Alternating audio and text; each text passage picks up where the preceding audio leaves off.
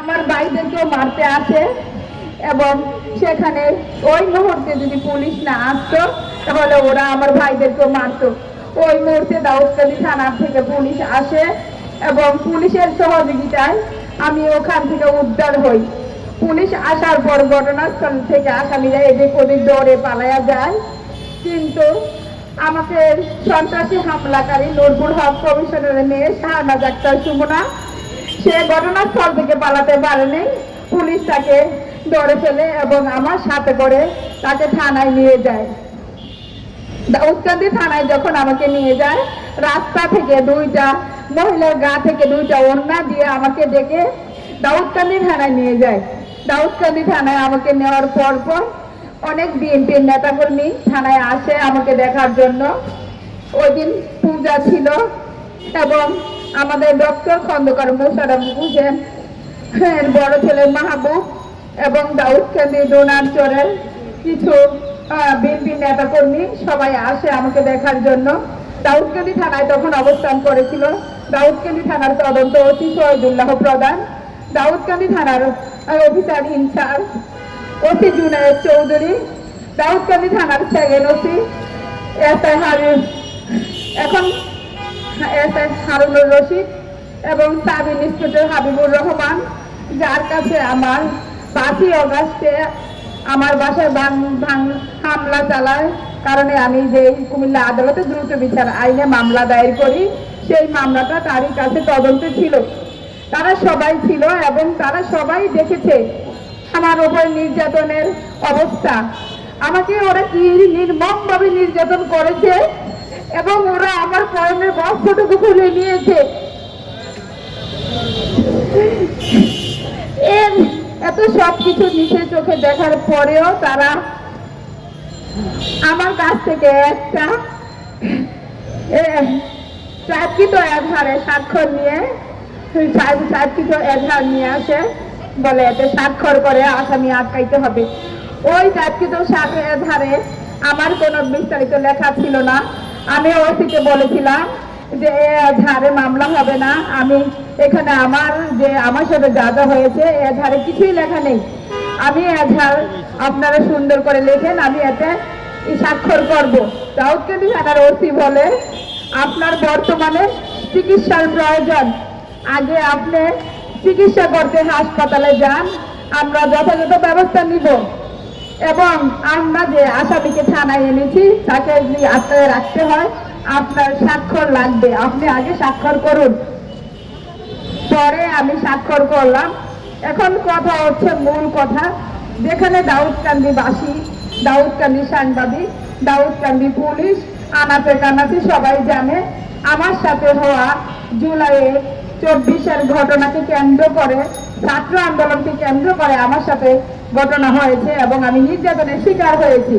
এত সব কিছু জানার পরেও দাউদকান্দি থানায় আমি আসামিদের বিরুদ্ধে যথাযথ প্রমাণ দিয়ে মামলা দায়ের করার পরেও আসামিদের বিরুদ্ধে 4-4টে মামলা থাকা সত্ত্বেও দাউদকান্দি থানার ওসি জুনায়েদ চৌধুরী আসামিদের বিরুদ্ধে কোনো প্রকারের ব্যবস্থা না নিয়ে, আসামিদেরকে গ্রেফতার না করে, মামলাটা যে ধারায় হওয়ার কথা ছিল সেই ধারায় দায়ের না করে আমার মামলার 4 জন আসামি, শাহনাজ আক্তার সুমনা 1 নম্বর আসামি, সোহরাব হোসেন 2 নম্বর আসামি এবং শাহনাজ আক্তারের ছেলে স্বামী এবং তার ভাই সোহেল এবং রাবিয়া, আমার মামলার 4 জন আসামির মধ্যে 1 নম্বর আসামি শাহনাজ আক্তার সুমনাকে বাদী করে 4 জনকে সাক্ষী করে আমার বিরুদ্ধে মিথ্যে চাঁদাবাজির মামলা এফআইআর দেয়। যেখানে যেদিন মামলাটা এফআইআর দেয় ওই দিন ছিল 26/11 নভেম্বরের 26 তারিখ ছিল। ওই দিন সারাদিন আমি থানায় ছিলাম। দাউদকান্দি থানার ওসি আমাকে একবারও জিজ্ঞাসা করেনি আপনার বিরুদ্ধে মামলা দায়ের হচ্ছে, আপনার বিরুদ্ধে অভিযোগ করা হয়েছে, আমি কিছুই জানতাম না। আমি ওনাদের কাছে সহযোগিতার জন্য থানায় যাই, বলি আমি দাউদকান্দি থেকে আজকে 4 দিন ঢাকার বা দাউদকান্দির বাহিরে আছি, বাসায় যেতে পারতেছি না, আমাকে ব্যবস্থা করে দেন, আমি আমার বাচ্চাদের কাছে যাব। কিন্তু ওনারা বলে আমরা কোনো সহযোগিতা করতে পারবো না। আমি অসুস্থ হয়ে একটু পানি চাইছিলাম, আমাকে একটু পানি পর্যন্ত দেয়নি। বলে বাহিরে গিয়ে খান, কিন্তু থানার গেটে অপেক্ষা করতেছে আমার মামলার আসামিরা। আমি থানা থেকে বের হলে ওরা আমাকে ধরবে, কিন্তু দাউদকান্দি থানার ওসি নিজের চোখে দেখে তারপরে কোনো ব্যবস্থা নেয়নি। পরবর্তীতে আমি সেখান থেকে দাউদকান্দি থানার 2 জন সাংবাদিকের সহযোগিতায় আমি ঢাকাতে গাড়িতে উঠাই দেয়। আমি আর বাসাতে যেতে পারলাম না, আমি রিটার্ন আমার দৈনিক ভোরের সময় অফিসে চলে আসলাম। ওরা পরে রাতের 8টা বাজে খবর পাই আমার নামে মিথ্যে চাঁদাবাজির মামলা এফআইআর করা হয়েছে।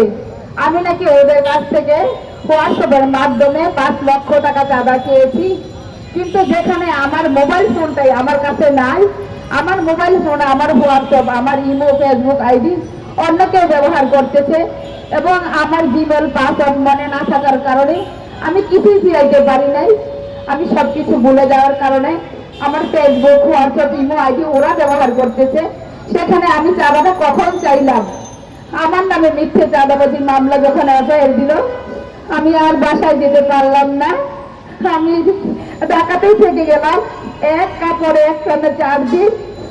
ওই দাউদকান্দি থানা থেকে এত নির্যাতনের পরে আসামিদের বিরুদ্ধে কোনো ব্যবস্থা না নিয়ে রাতের 1টা বাজে যায় দাউদকান্দি থানার পুলিশ ফোর্স, আরো সাথে সেনাবাহিনী, আর্মি নিয়ে ওরা রাতের 10টা বাজে আমার বাসায় শুধু একটা কাজের মেয়ে ছিল আর আমার ছোট ছোট 3টা বাচ্চা ছিল, সেই বাসায় গিয়ে হামলা চালায় এবং আমার বাচ্চারা চিৎকার চেঁচামেচি করার পরে তারা দরজা ধাক্কিয়ে আমার বাসায় ঢুকে আমার বাচ্চারা ভয় পাওয়ার কারণে পরের দিন সকালবেলা বাসা তালা দিয়ে কাজের মেয়ে আমার বাচ্চাদেরকে নিয়ে আমার বাড়িতে চলে যায়।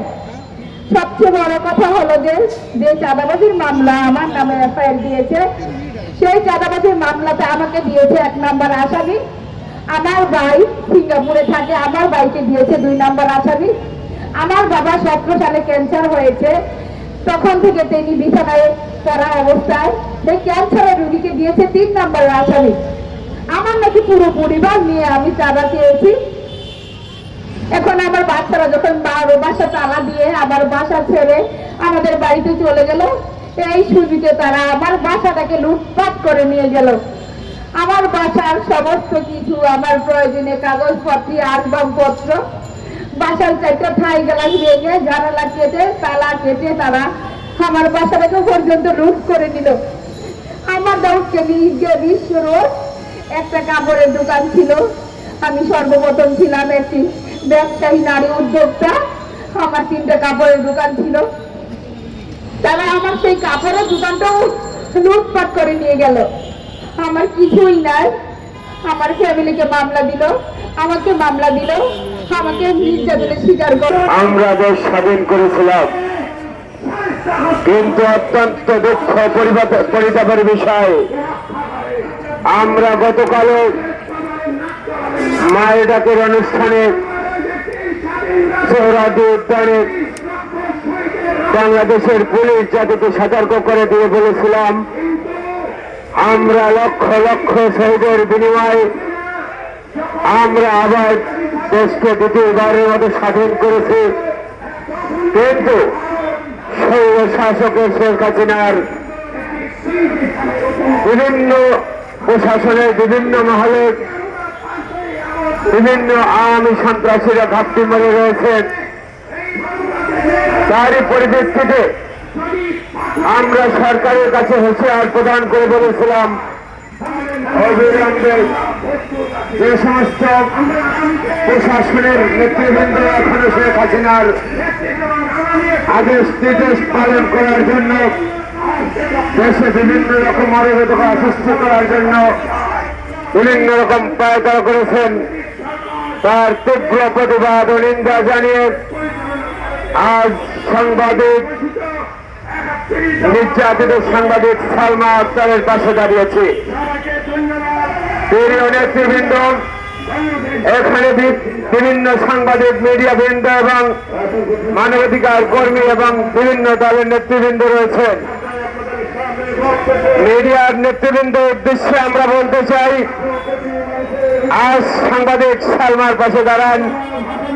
আমরা ইতিমধ্যে শুনতে পেয়েছি কুমিল্লার দাউদকান্দিতে ওসি জুনায়েদ কর্তৃক এবং ওসি তদন্ত শহীদুল্লাহ পিপিএম এবং সাব ইন্সপেক্টর হারুনুর রশিদ এবং সাব ইন্সপেক্টর হারুনুর রশিদ খান এবং এসআই রেজাউল করিম দাউদকান্দি নূরপুর গ্রামের হক কমিশনের মেয়ে শাহনাজ আক্তার সুমনা ও তার সন্ত্রাসী পুত্র সমীরের দ্বারা নির্যাতিত মিথ্যা মামলার অভিযুক্ত আসামি নির্যাতিত সাংবাদিক সালমা আক্তারের মিথ্যা মামলা প্রত্যাহার এবং অভিযুক্তদের বিরুদ্ধে বিচারের দাবিতে আজকের মানববন্ধন। প্রিয় নেতৃবৃন্দ, একজন সাংবাদিক তার নিজের সর্বস্ব লুটিয়ে দিয়ে জীবন বিসর্জন দিয়ে সেই গুলি এবং বিভিন্ন হত্যা এবং নির্যাতন সহ্য করেও মাথায় ইট পাটকেল সহ্য করে যিনি মিডিয়া কভারেজ করেন তার নাম সাংবাদিক। সেই সাংবাদিক এখনো নির্যাতিত হবে আর আমরা বসে বসে দেখব, তা হতে পারে না।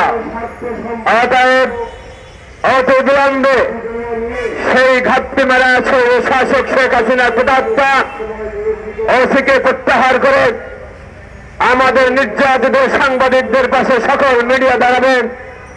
আজকের এই দিনে বাংলাদেশের জাতীয় প্রেস ক্লাব থেকে তাহলে আমাদের আপনাদের প্রতি আহ্বান। প্রিয় বাংলাদেশের বাসিন্দা, আপনাদের উদ্দেশ্যে বলতে চাই, এই স্বৈর শাসক লক্ষ লক্ষ জনতাকে হত্যা, গুম এবং বাংলাদেশের রক্তের বন্যা বয়ে ওই ভারতে গিয়ে আবার বিভিন্ন রকম কুচক্রী মহল এবং পুলিশ সহ বিভিন্ন প্রশাসনের নেতৃবৃন্দদেরকে আঙ্গুল নাড়িয়ে সচল রাখার চেষ্টা করছেন। আপনারা বাংলাদেশের জনগণ সোচ্চার ভূমিকা পালন করবেন। তারা বিভিন্ন সময় বাংলাদেশকে অস্থিতিশীল করার প্রচেষ্টা করছে, পায়দারা করছে। আমাদের হিন্দু ভাইদেরকে ভুল বুঝিয়ে আমাদের বৌদ্ধ, খ্রিস্টান, হিন্দু এবং মুসলমানদের মধ্যে একটি অরাজক পরিস্থিতি ছোঁয়ার সৃষ্টি করছে। আপনাদের মিডিয়া ভাইদের মাধ্যমে বাংলাদেশের জনগণকে জানিয়ে দিতে চাই, বাংলাদেশ আমাদের সকলের প্রাণের বাংলাদেশ। ধন ধান্য পুষ্প করা আমাদের এই বসুন্ধরা। আমরা এখানে হিন্দু, খ্রিস্টান, বৌদ্ধ এবং মুসলমান সকলে মিলে সুন্দরভাবে দেশ গর্ব এবং বসবাস করব। পরিশেষে সাংবাদিক সালমা আক্তারের পাশে দাঁড়িয়ে ওসির ঘাটতি মারা আওয়ামী লীগের সন্ত্রাসী ওসির প্রত্যাহার দাবি করছে এবং যাতে বাংলাদেশের সকল সাংবাদিকরা ন্যায় বিচার পায়, মানবাধিকার কর্মীরা ন্যায় বিচার পায়। পরিশেষে আমি একটি কথা বলে আমার সংক্ষিপ্ত বক্তব্য শেষ করব। সেটা হল, আমি আন্তর্জাতিক প্রবাসী মানবাধিকার ফাউন্ডেশনের চেয়ারম্যান। আমরা স্বৈর শাসককে বিদায় করতে বাংলাদেশের সকল আন্দোলন সংগ্রামের সাথে ছিলাম। এখন আমাদের দুবাইতে বিভিন্ন প্রবাসীরা জেলে আছেন, সেই প্রবাসীরা যেন দ্রুত মুক্তি পেয়ে তার বাংলাদেশে অথবা ওখানে কাজের সন্ধান পায়, সেই সুব্যবস্থা করবেন। বাংলাদেশের যারা দায়িত্ব পালন করছেন অন্তর্বর্তীকালীন সরকারের মাননীয় প্রধান উপদেষ্টা সহ সকল উপদেষ্টা বন্ধুদের আহ্বান করব, আমাদের প্রবাসীদের ঘামের রক্তের বিনিময়ে বাংলাদেশ স্বাধীন হয়েছে। অর্থাৎ প্রবাসীদের কোনো কষ্ট আমরা মেনে নেব না। বাংলাদেশের যে সমস্ত মানবাধিকার কর্মী, যে সমস্ত সাংবাদিক বৃন্দ এখনো বাংলাদেশের বিভিন্ন জেলে এবং বিভিন্ন কষ্ট দুঃখ বাস করছেন, তাদের পাশে দাঁড়াবেন। রাষ্ট্রযন্ত্রের কাছে আহ্বান রেখে আমি আমার সংক্ষিপ্ত বক্তব্য শেষ করছি। বাংলাদেশ দীর্ঘজীবী হোক, বাংলাদেশ জিন্দাবাদ, মানবতার জয় হোক।